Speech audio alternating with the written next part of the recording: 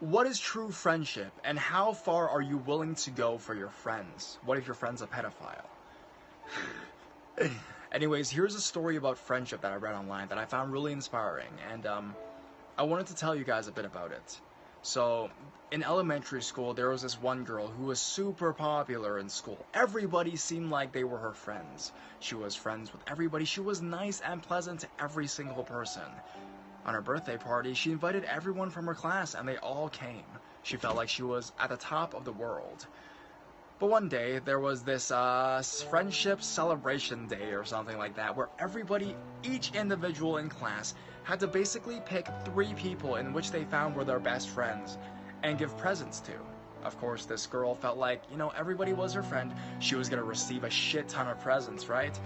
And she chose 3 that she was, just closer with, in her class, and gave them presents.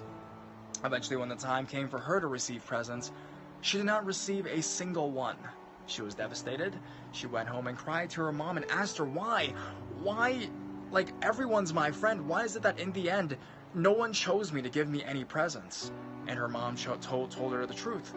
It's because she was not really a true friend to anybody at all.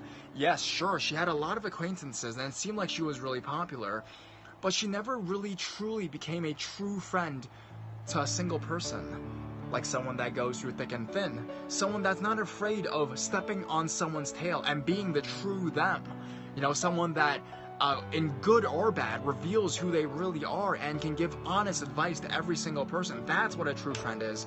Not someone who's afraid of stepping on someone's tail and getting by and just being nice to every single person. Because friendships and bonds, mutual strong bonds, aren't formed like that. And after that day, she realized that and about friendship. And, she found true friends. So what about you guys?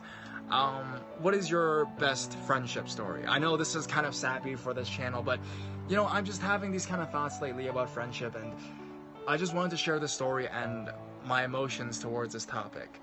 Anyways, guys, without further ado, let's grab a blanket, turn off your lights for these best friend horror stories.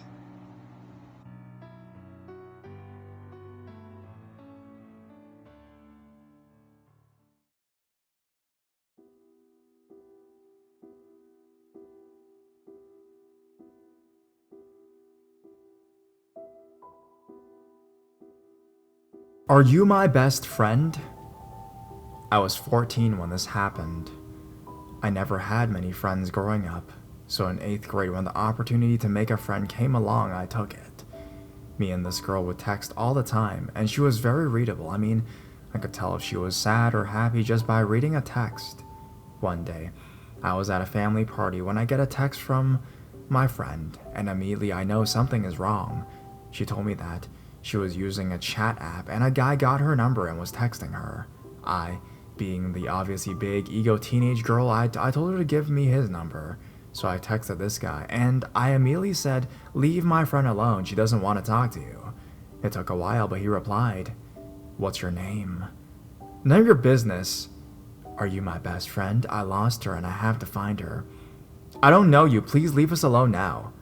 "My best friend is dead." "I want to be dead too."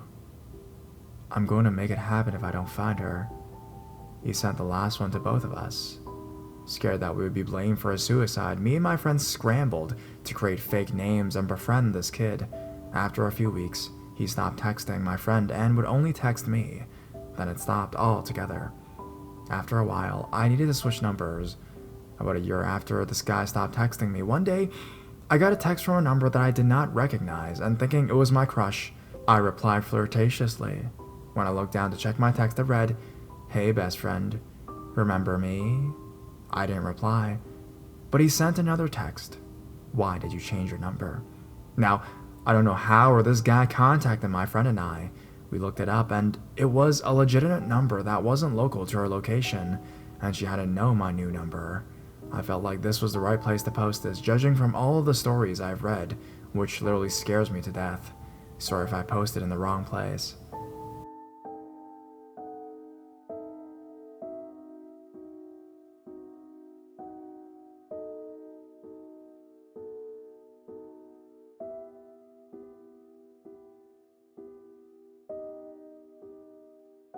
My best friend turned out to be a cult recruiter. 3 years ago, I thought I joined an amazing church. I was never a Jesus freak and in fact used to make fun of them as a kid, referring to them as Bible thumpers. During college, that changed. I felt the need to form a relationship with God after the deaths of close family members.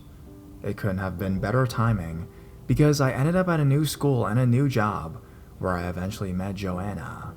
Joanna was an instant friend. We clicked right away. We shared a passion for music. We were studying the same major and could talk for hours about anything. Joanna and I hung out for about 6 months before I started to notice anything out of the ordinary. Basically, I would never see her on the weekends because she told me she devoted them to her church and youth group. I didn't think that was strange, but I was curious and asked her what religion she was. She told me, non-denominational, then quickly changed the subject. Joanna started showing up to work less and less, and she started missing classes. She was always tired when she did show up or looked completely drained or out of it. Rumors around school and work were that she was on drugs. I knew that was false, because both of us had a disdain for drugs and others who partied hard like that. Joanna had less and less time to spend with friends, so I would rarely see her. After about 1 month like this, she called me out of the blue to go to Denny's. We met up and she pulled out her phone. She showed me a YouTube video of a recent volunteer activity she did with a church group. Joanna explained to me that she volunteered a lot at her church, and it took a lot of her time up. The video quality was excellent for a church video, and it played almost like a short film. The passion she had talking about all the good deeds they do and how fun it was piqued my interest. I asked her the name of the church.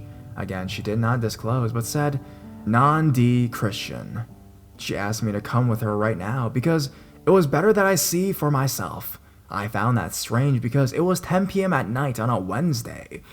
I eventually went into a small office and warehouse-looking building. I found it strange that a church wouldn't have any signs or any pictures of Jesus in the space.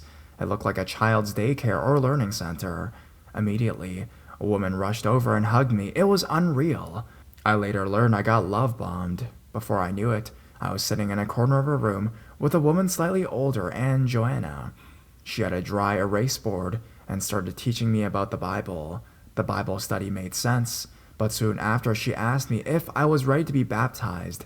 It was now around 11 p.m. at night, and I felt sort of obligation, I had no ride home, no idea where I was, and these happy, shiny people were cooking for me and teaching me the Bible. How could I say no? I was hesitant, but the intensity grew, and I could feel the attitude start to change to desperation. They promised it would only take a few minutes, and that God was watching, and I may die if I deny being baptized after learning the truth. So like an idiot, I agreed, and was rushed to a bathroom to get changed into a white robe. When I let them know I had changed, they ushered me into a bathtub where a small Asian man walked in. Apparently, he was a pastor. He told me not to be nervous and that the water would be warm. I knelt in the shower with the lights dimmed, while the rest of the women came in wearing veils over their head, singing in some strange monotone voices. I heard him baptize me in the name of an Asian god, and that's when I got freaked out. Once I left, I was baffled and nervous. It's such an intense feeling. I was still stuck there as Joanna had driven me way out into another county, so I had no idea how to leave. They made me more food, and later told me that the name I was baptized under would later be explained to me when I returned to study more. Everyone kept telling me how I was a part of the family now. I ended up returning and being pretty heavily brainwashed by this group, to the point where I felt like they were my family. I did things I'm not proud of. I helped recruit people and spent hours and days and weeks there. Eventually, I found out that Joanna was just a recruiter, which I would soon turn out to be. Someone who just forms fake friendships to bring more young women into this group. I escaped mentally and deprogrammed and disfellowshipped. It was a truly haunting experience. No young female should ever go through that. I still see Joanna time to time with her vicious wolf pack, preaching to women on campus and malls.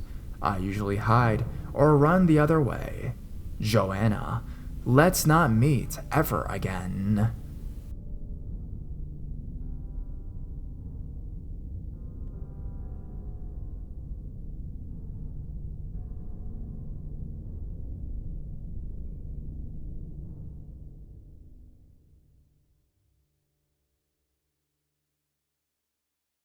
Dad's best friend might have roofied me.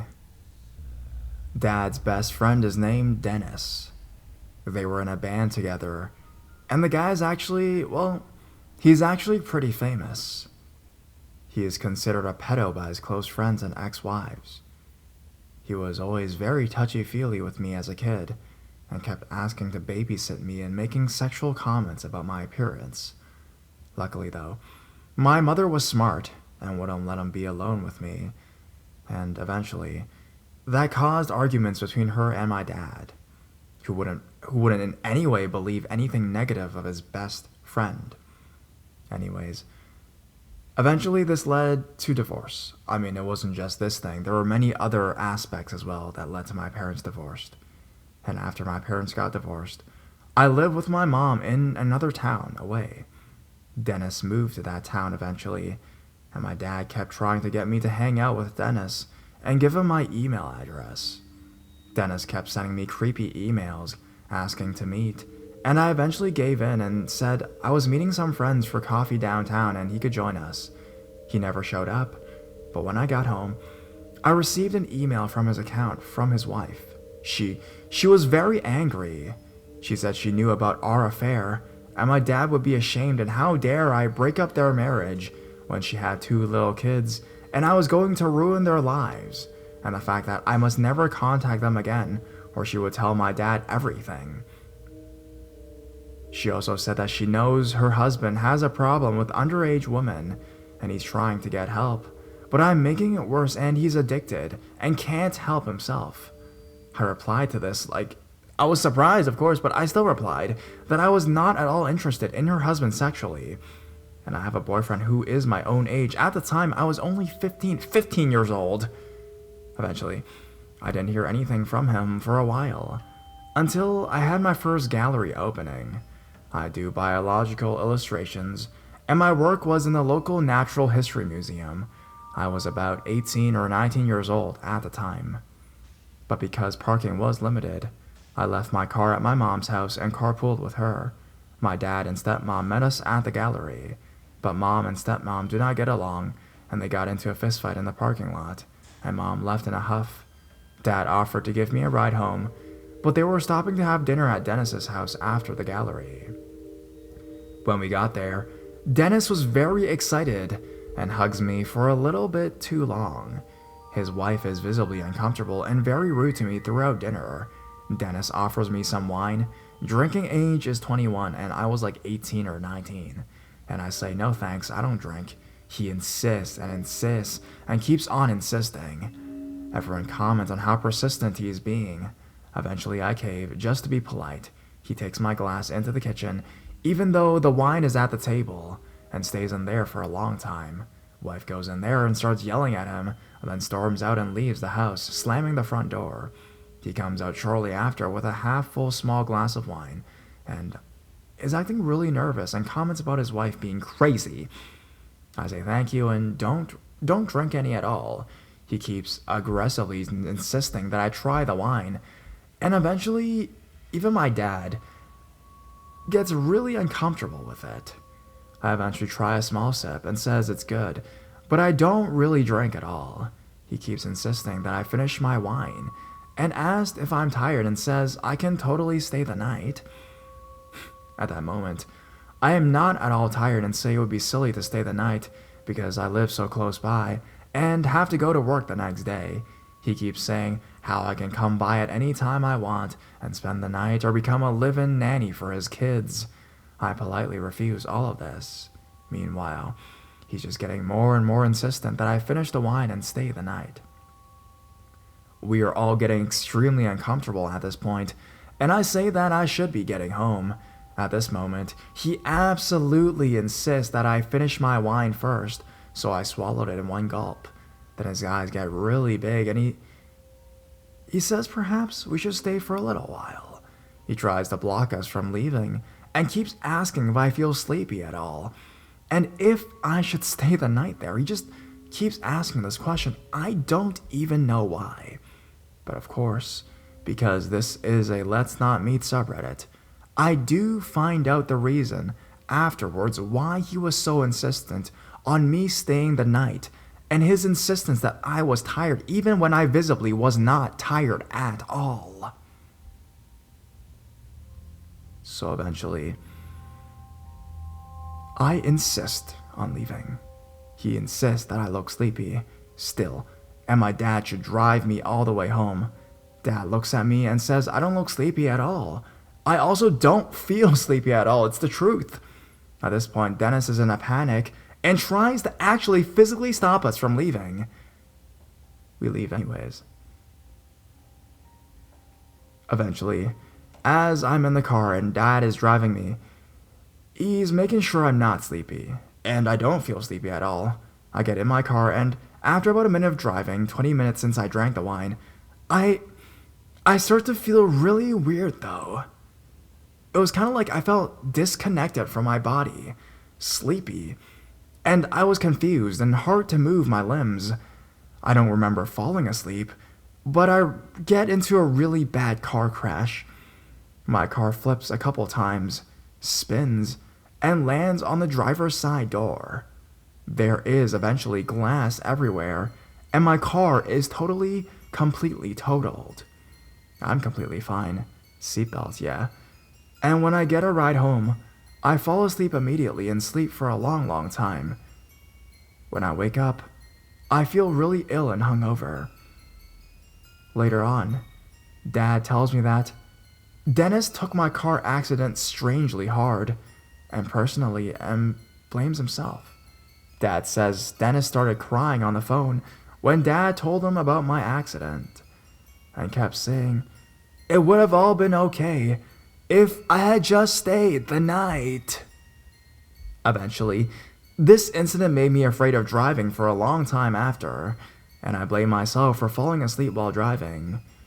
Only recently did I read a story from someone who had been roofied, and the symptoms she described were exactly how I felt. I'm still not sure that's exactly 100% true what happened, but it is still a little creepy.